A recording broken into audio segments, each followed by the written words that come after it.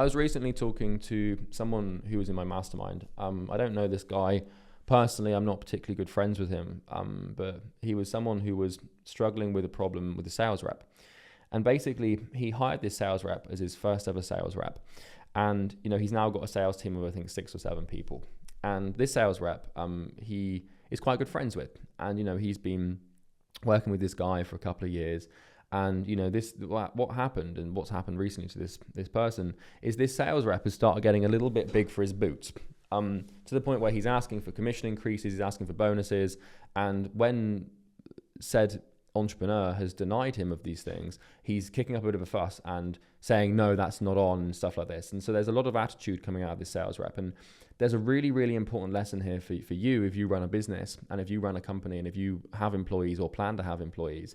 And the lesson is, do not befriend your employees. Now, there's a lot of caveats to this statement, right? Because you still want to create a culture that is fun.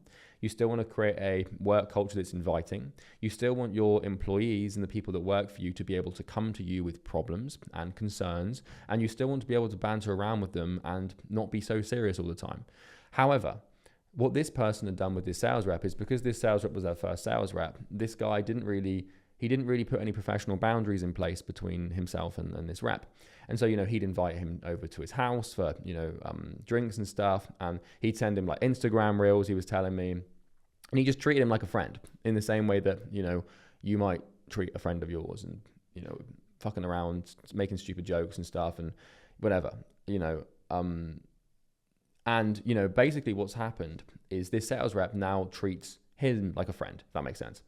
And so energy works both ways. And what this means is, if you treat your employees like they are your friend, then they will treat you in the same way.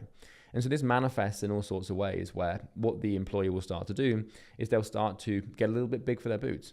And it's not their fault. And it's not like, I said to this guy, it's not the sales rep's fault that he's got an attitude. It's your fault for giving him the option or permission to talk to you like this.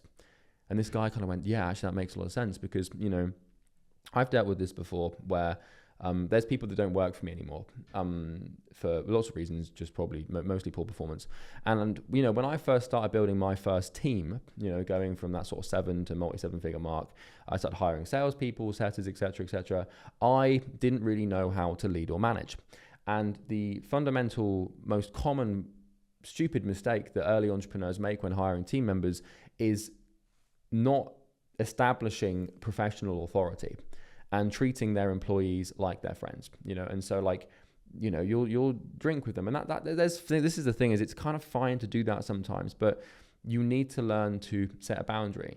And if you've got employees or people that feel like they can talk to you in a way that is disrespectful, if they feel like they can make demands, if they feel like they can say no to you and, basically be a little bit rude and emotionally abrupt, then you've allowed them to get way too close. And so this guy in question, this employee, this sales rep, went to his boss, my client, and said I want to increase my commission by this. I think it's time. Client says, oh, well, we can discuss that in 6 months once your performance is back in check. And then employee says, that's not on, I'm not accepting that. And to say that to your boss is crazy. And, we can both understand that. You can understand that. I can understand that. But the problem is this guy doesn't think he's talking to his boss. He thinks he's talking to his friend. Does that make sense? And so, what I said to him is, I was like, you just have to distance yourself and you have to shut this down. And the problem as well is, when your employees are your friends, you get quite emotional with them, right? And so what you want to try and basically do is create like a almost emotional Chinese wall between yourself and your employees. Now, this is interesting because I hire friends. Not often. I haven't actually done it for 2 years now, but 3 of my closest friends work inside of my company, in the sales department and on the product side. And I've never ever had a single issue managing them or working with them. But the reason behind that is because although I am hierarchically in charge, they are managed by a manager, if that makes sense. And so, for example, 2 of my closest friends work for us on the sales side. They work in the sales team. And we've got a sales manager, full-time sales manager, and he manages them. So they report to him.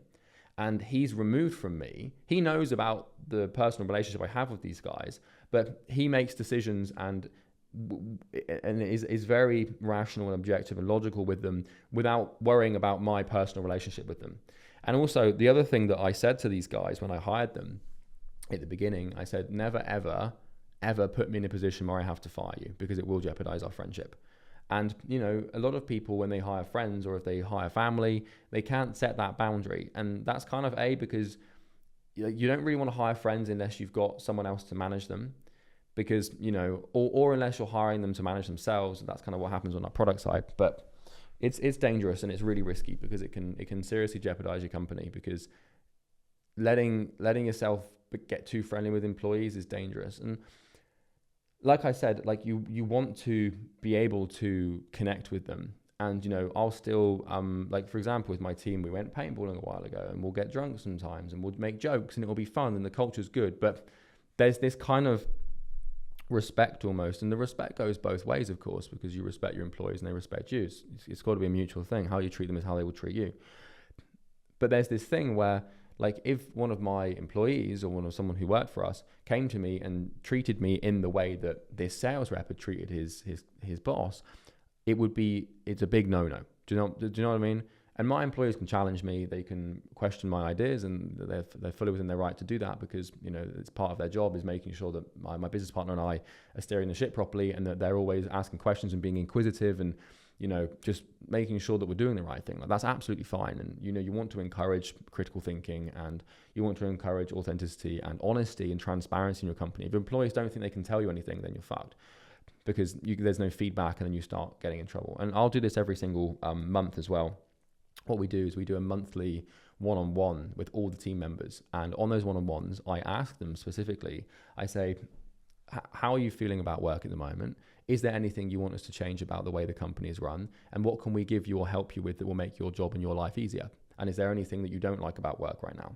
And so every month I give everyone in the company the opportunity to express direct feedback to me with no emotion on my end, right? And I'll receive that and take it on board. And if it's critical and rational, then I'll make adjustments. And if they're just having a bad week and complaining about something that we can't change or is irrelevant, then, you know, obviously we discuss that with them.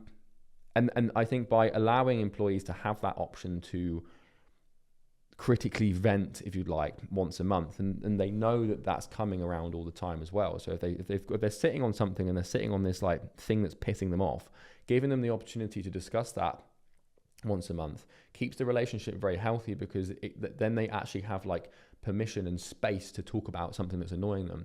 And if you don't let them do that, and if they feel like they can't do that, then what happens is resentment just builds and builds and builds and builds.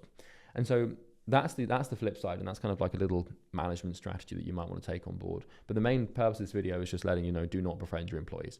Do not get too close to them. Keep critical distance. And if you feel like you can't discipline someone, then you've allowed them to get too close to your personal life.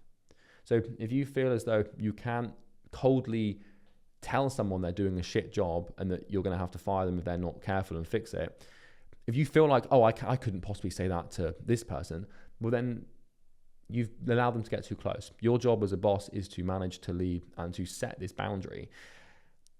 And if you can't have those conversations, then it's probably time to let the person go or correct your behavior. And if you're wondering how to fix this, if you're in deep, like, you know, if you've been treating someone like a friend for years, you have to just gradually change your behavior and attitude towards them. Never respond emotionally to anything they say. So, you know, if they come to you with problems or complaints or demands, never let it become a personal thing. And this is why it's a you issue. I said this to the client because my client was getting actively pissed off at this employee.